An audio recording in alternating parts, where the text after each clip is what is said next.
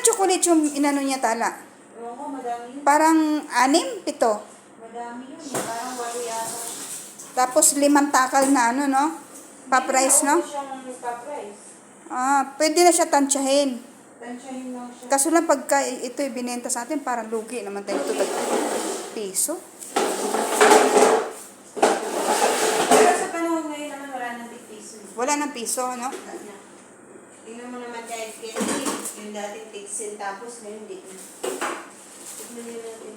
Ayan guys, nag-melt lang ng chocolate at saka konting butter. Siguro mga 100 grams yung butter. Tapos parang 8 piraso yata yung chocolate na nilusaw kasama yung butter.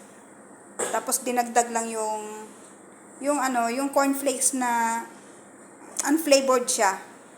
Puti lang. Tapos pinagsama-sama, tapos yun ginawa na siyang balls. Parang piñato style lang yung paggawa. Ang sarap. Masarap? Kasi nga naman original chocolate siya, no? Thank you so much. At ito na yung pinaka namin, yung arrange. Ireregalo to ng madam ko dun sa anak niyang bunso. Para sa school. Para sa National Day ng Bahrain.